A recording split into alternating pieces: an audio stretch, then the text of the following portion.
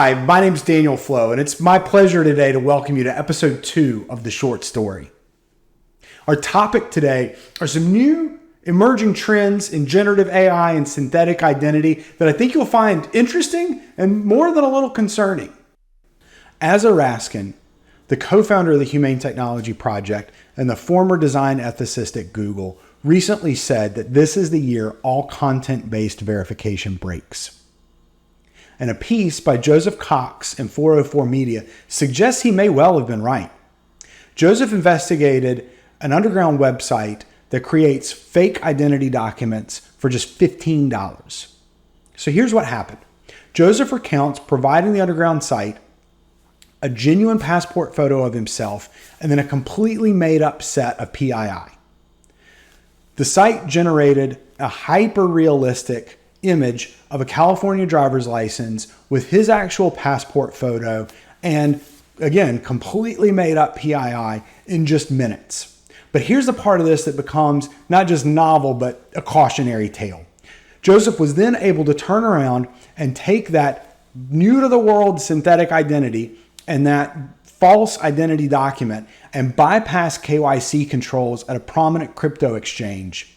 Within minutes, and for $15, he went from making up an identity to being able to trade crypto under that identity and completely bypassed biometric and identity document screening provided by a prominent player in the IDV space. Now, if we look at who's most vulnerable to this type of content-based fraud, it's financial institutions.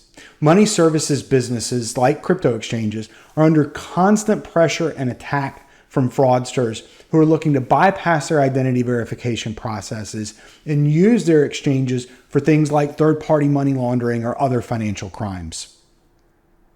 What Joseph's expose confirms is that content-based means of identity verification are insufficient on their own to prevent this type of fraud and prevent synthetic identities from transacting through our global financial institutions.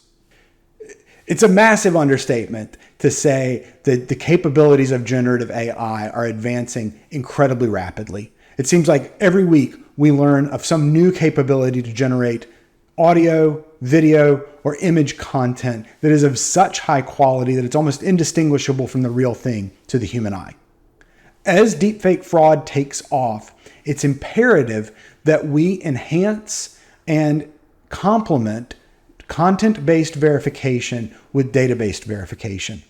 By bringing in independent and authoritative data sources to verify the identity information presented by a new user, we can ensure that we have a high degree of confidence, not just that the user matches the document presented or that the document presented passes our tests, but that the actual information of the identity provided exists in independent and authoritative databases in country.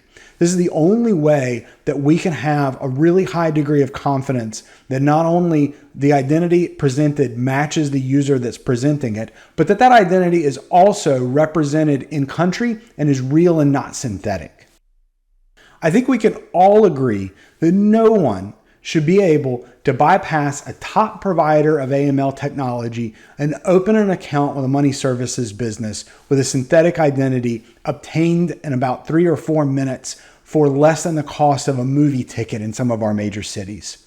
We just need an increased reliance on independent and authoritative data-based verification to augment and improve content-based verification moving forward. Thank you all for watching. We really hope that you enjoyed this episode of The Short Story, and we look forward to welcoming you for the next one.